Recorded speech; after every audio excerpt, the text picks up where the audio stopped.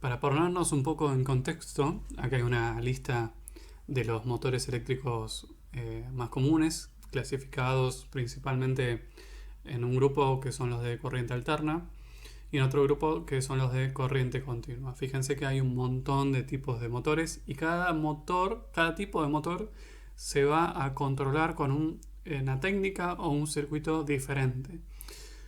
El más simple de todos de controlar desde el punto de vista circuital es el de imán permanente. ¿Sí? Es el que se usa de baja potencia en general.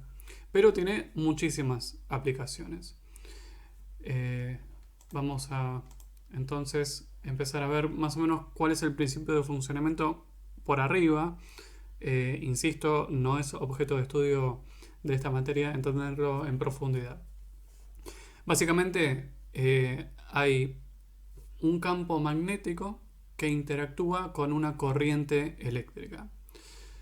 Si hay un conductor inmerso en un campo magnético y por ese conductor, el campo magnético lo simbolizamos con la letra B y hacemos circular una corriente I por ese conductor, como resultado vamos a tener una fuerza, se llama fuerza de Lorentz, que es lo que va a hacer mover a ese conductor de un lado al otro.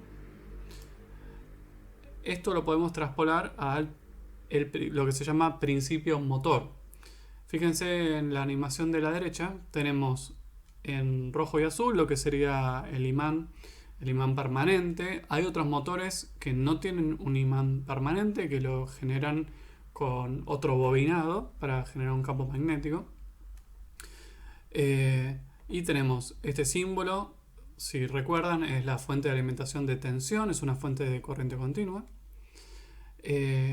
Tenemos los cables con estos se llaman contactos o escobillas. También se le puede conocer como carbones. Hay algunos motores que tienen escobillas, que es una especie de alambre trenzado.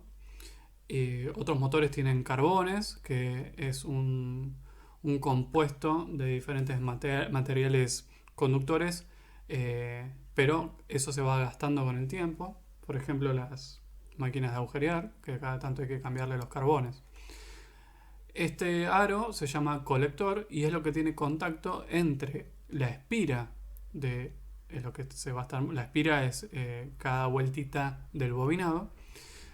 Entonces el vínculo entre la espira y estas escobillas es el colector.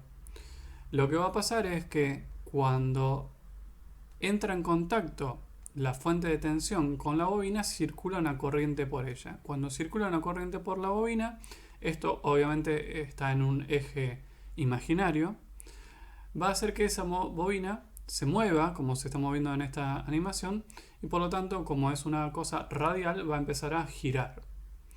Es importante que, no sé si se ve bien en la animación, esto no es un aro continuo, sino que está cortado. ¿Para qué? Y porque si estuviese conectado de forma permanente, cuando esta espira gira 180 grados, se quedaría parada o volvería para el otro lado. ¿Por qué? Porque el sentido de la fuerza resultante depende del sentido de la corriente. Entonces, ¿qué es lo que tenemos que hacer para que gire 360 grados? Vamos a usar este colector que está cortado de manera tal que cada vez que dé 180 grados invierte la polaridad de esta fuente de alimentación en sus extremos. ¿Qué quiere decir esto?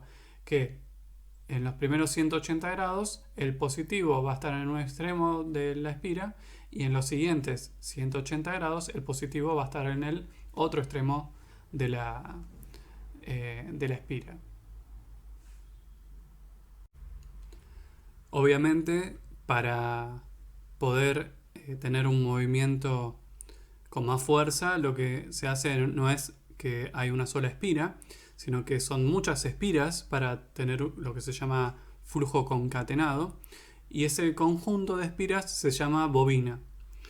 Y además para poder tener un movimiento un poco más armónico y que no esté, que su velocidad no varíe según la posición en grados, lo que se hace es poner distintos devanados o distintos bobinados.